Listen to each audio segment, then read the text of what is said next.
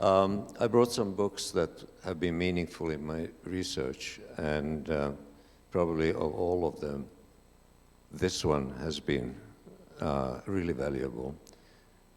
It was written in 1947 by a pediatrician, Irish pediatrician, who came to Bergen-Belsen and took care of the children. In the book, he told me a lot of things that I obviously didn't know, but that I found very useful. But if you have questions, I'll try to answer them and see what I can do with them.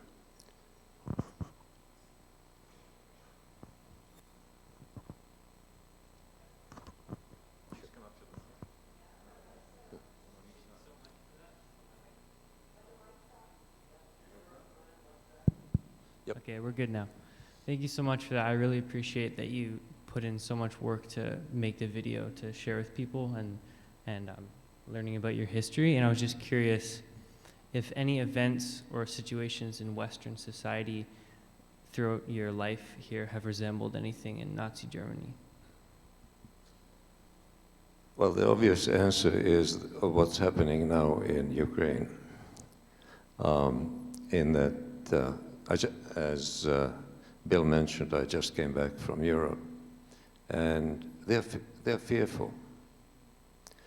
I came back from Finland and Sweden, and the Finns remember very well the last war against Russia. And their decision to join NATO has its both, is a big debate there as to whether they can afford to antagonize the Russians. So it's very, very relevant to what's happening now.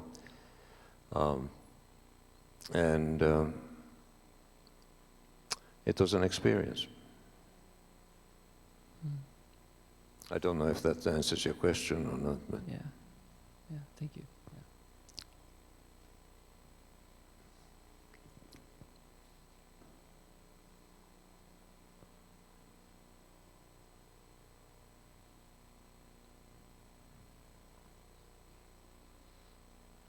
Good morning, sir. My name is Hansbeck. I was born in 1940 in Cologne, Germany. And I can understand everything you said. I've been through it all. In 1942, 43, we were transferred from West Germany to East Germany to Langensalza. And we lived there with my aunts and uncles. Because all the Americans who were in Western Germany where we lived, we had to leave. And I understood everything he said, and when I see that with Ukraine going on, but I went through, it's just horrific. It's terrible. It's terrible. I wouldn't wish it on anybody. And I thank for the Lord our God who kept us safe, one way or the other. Thank you very kindly for your diligence and your work, what you're doing, and keep on doing it because people need to hear that. Thank you very kindly. thank you. Thank you.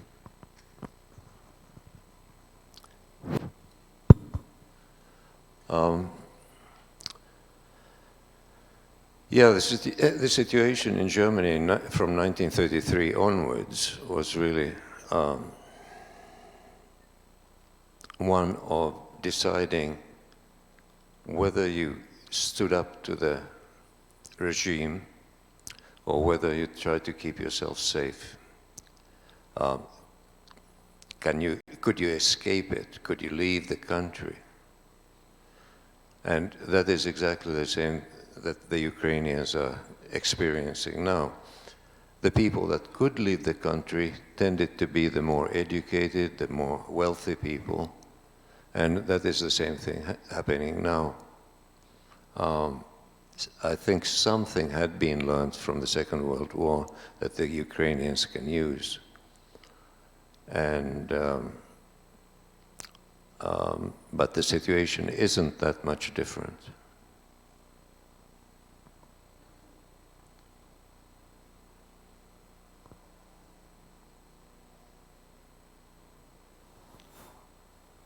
How did the 100 children that were with you deal with what was going on around you, from what you've discovered after all of this? Is there anything that's come to you that indicated how these dear children could possibly deal with what was going on around them in such close proximity? How could the children deal with it? With it, yeah. Um, Cope with it, get on with life in that circumstance. And is there anything that, how were they scarred, or what did it do to their approach to life? I think that as children you aren't really aware of much more than what's happening right around you, and that they didn't get the full picture of the totality of the Holocaust. Their only concern was their own comfort, their own hunger, and perhaps extended to the people that were surrounding them and their families. I know that there are in meeting some of the survivors, there were some that, or there are some now that still can't talk about it. I, for example, met a brother and sister, and the brother gives public talks like this and other occasions, but the sister can't talk about it. She can't. So I think that there's been, obviously, besides what was happening to them then, there was also long-term effects that people can't come around. There's another person that I met who was very involved with keeping the records of Piotrkov. And he eventually, at the age of about 80, committed suicide. And he, as far as I'm concerned, he never left the camp. That was his life. That was all his experience in the life after the actual physical camp. So, yes, there has been a lot of effect on people, and it's horrendous.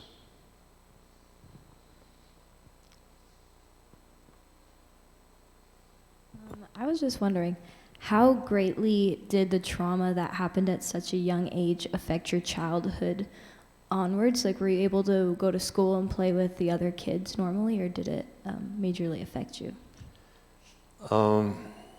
I don't know who I would be if I hadn't gone through it. I probably would have ended up as a shoemaker in Piotrkov. Who knows? But I think that I've relatively normal and coped well with life, you know, on an everyday basis. So I don't know what would have happened.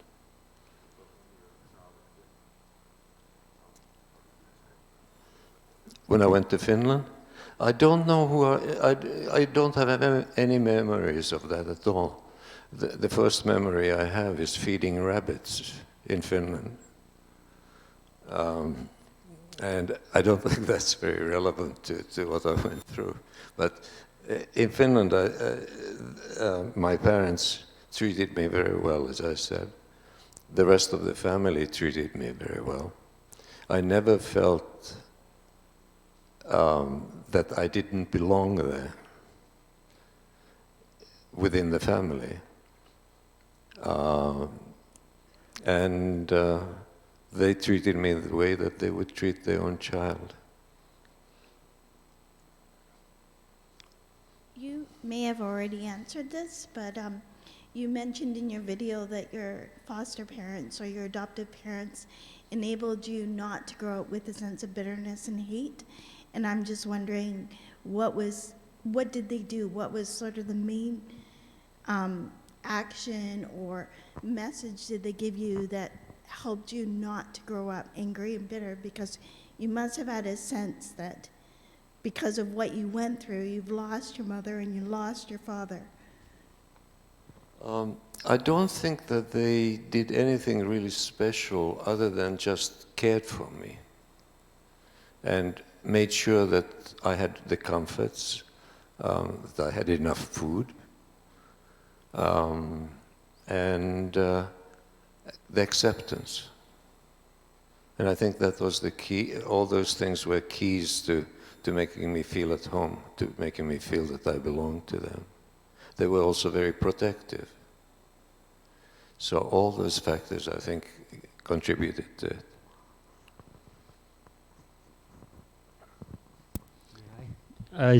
This is on good. I wanted to thank you very much, Mr. Maslovat, for your courage and for your character. I have no association with what you have lived through. I do have a question which you discussed during the video, but are you able to forgive your perpetrators? Are you able to somehow disconnect yourself emotionally and somehow forgiveness? Forgiveness is a word, it's such a deep word. I wanted to ask you that question. I don't seek vengeance. I think that would be pointless. I don't know if I actually forgive. I think that I ignore it. But I certainly don't want vengeance. As I said in the video, that today's Germans are not responsible for what their parents did. Mm-hmm. When I've gone to Germany, I've been very well treated and very respectfully treated by all the people that I've come across. So I don't know if the word forgiveness is the right word here. Okay. Thank you.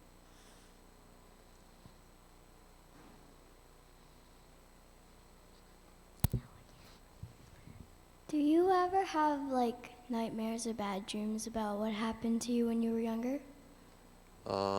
I'm sorry, but could you repeat that? Do you ever have nightmares about what has happened when you were younger, or Not now, what's I happening? don't. Now I don't have any nightmares, but I did have nightmares as a child. I know that, but I don't remember what they were. But I know that I had nightmares till about age 6 or so, age 6, 7 perhaps.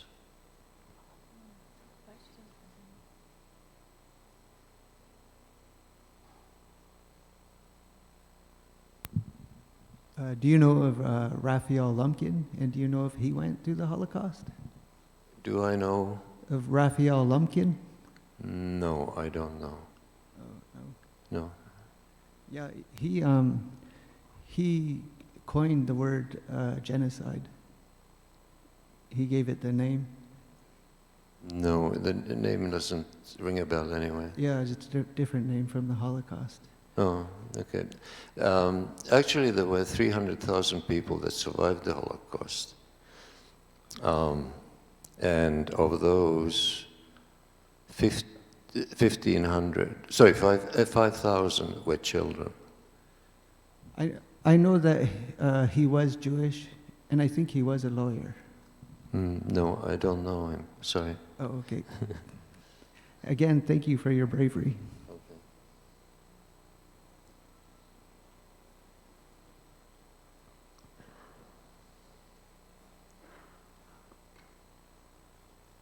I also wanted to say thank you so much for sharing. And my question, I'm going to try to articulate it, but just regarding the Jewish nation and how I just find it such a modern day miracle how the Jewish people have healed in such a way, have a successful nation, and how you can come out of such an atrocity, genocide, and how you can move forward from that as a nation.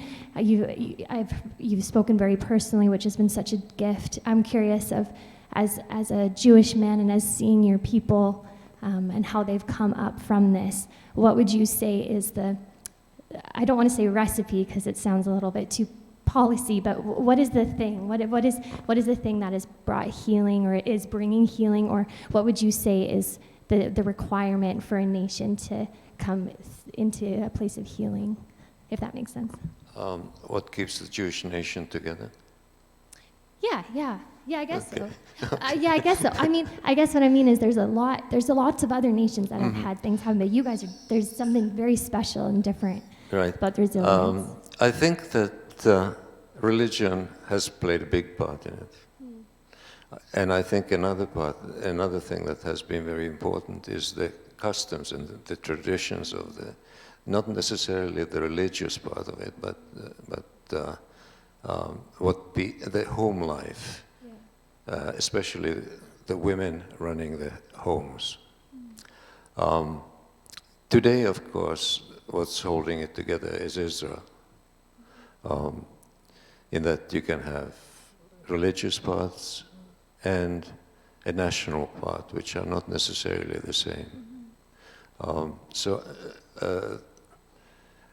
And I think there's a resilience in people, not necessarily just Jewish, but they want to survive as individuals, as part of a group.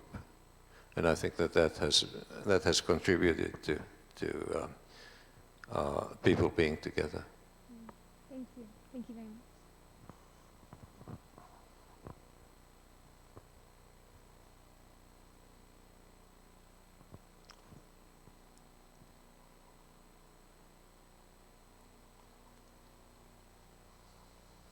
Hi, I just have one question. How did God fit into your life concerning what you went through? How did God fit into your life? I think we ignore each other.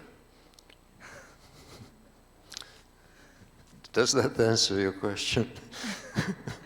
No, I was hoping for like a test. You hope a little bit more than that? Okay.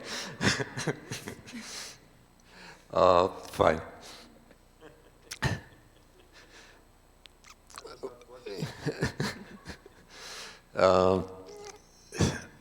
I'm reminded by what Elie Wiesel said when he was asked, where was God in Auschwitz? And he said, where was man?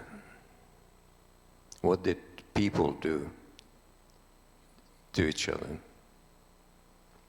I'm not religious, although I went to although I know all the Jewish traditions, and went to Jewish elementary school and high school. But God does not play a big part in my life.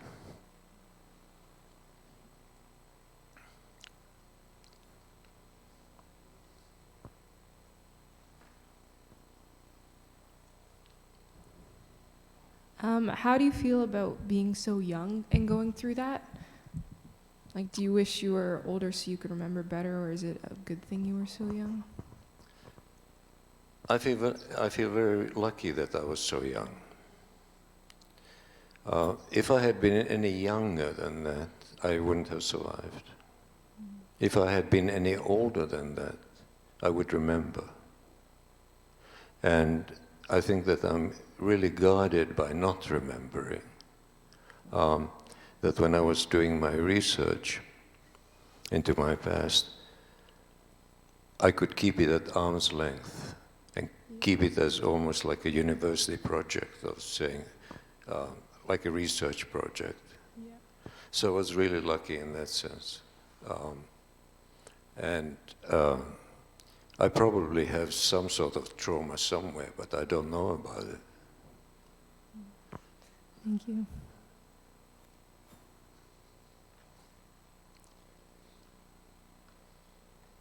Any other questions?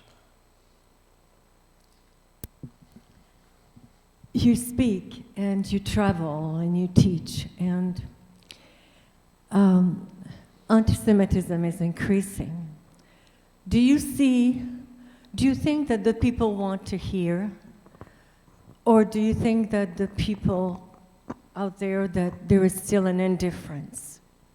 Do you think that the people are more open to hear the truth and to say something? Or do you think that we still want to ignore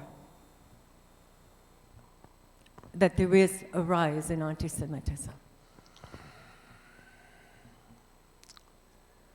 I think that people are more open now, in two ways. One is that nobody spoke about it until about the 60s or 70s. And that was for two different reasons. One was that the ones that had survived didn't want to talk about it. There was some guilt involved in that they survived and the rest of their families did not. And on the other hand, the people that were listening or not listening, they were embarrassed about it and didn't really know what questions to ask. They didn't want to subject the person to trauma or embarrassment. So, but I think now people are more open about it. And perhaps the factor that changed that was the media to some extent, but also people remembering more and wanting to find out more. So I think that that has been a good thing.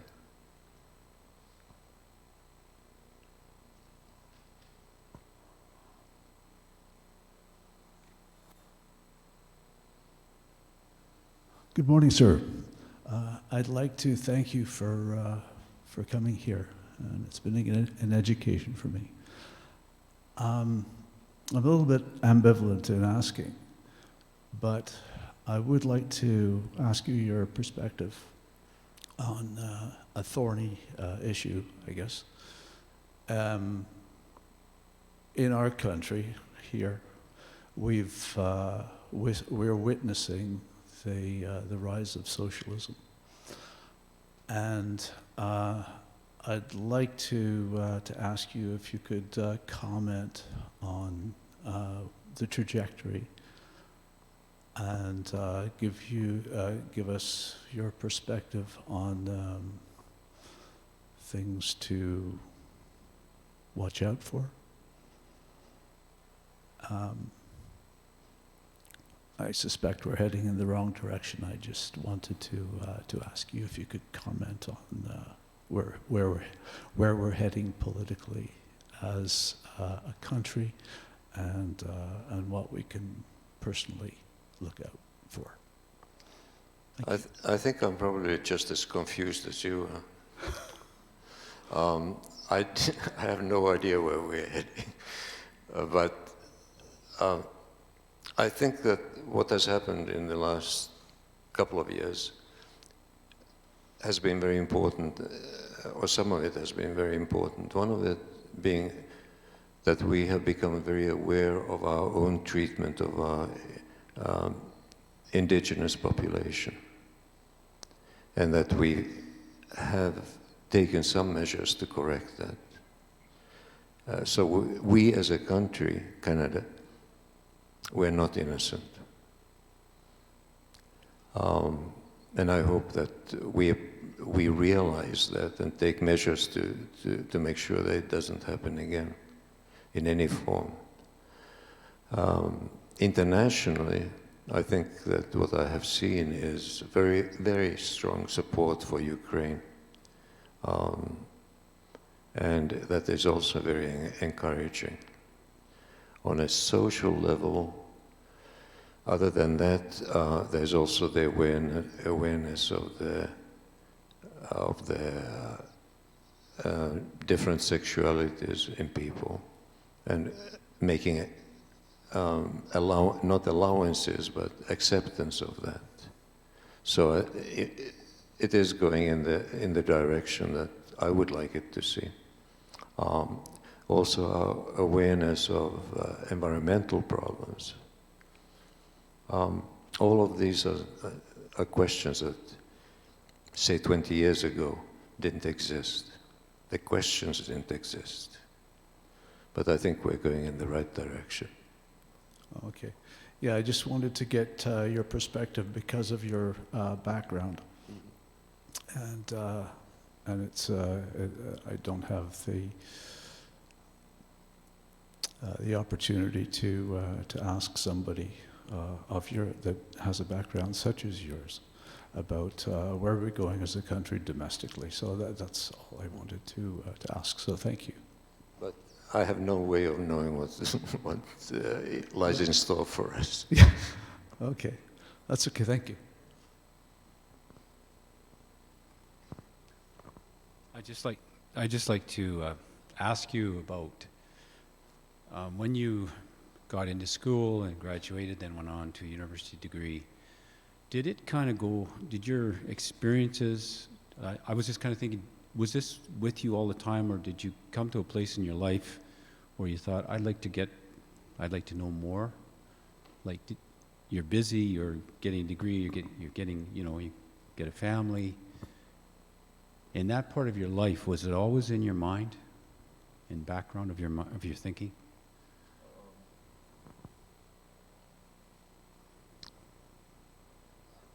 I feel very comfortable with where I am now, both mentally and what I'm doing. Physically, I still have my health, more or less. Enough of it, anyway. So I don't have any complaints. Is that what you mean?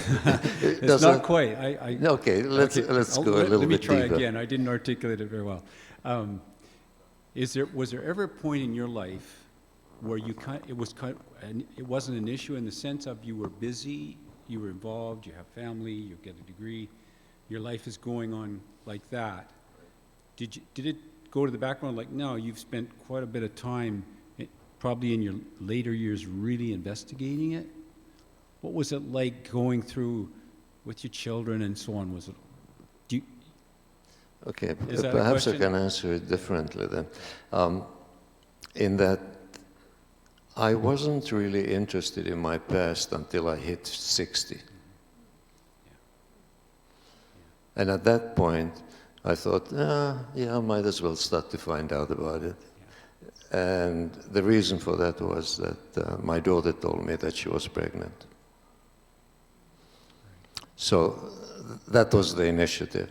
The other thing that happened about the same time was that I found a document stating that I was on the transport from Piotrków to Buchenwald, and that on that list was my father, my grandfather, my two uncles, and me. And that made it real that I had been there. So those two events happened when I was 60. Thank you.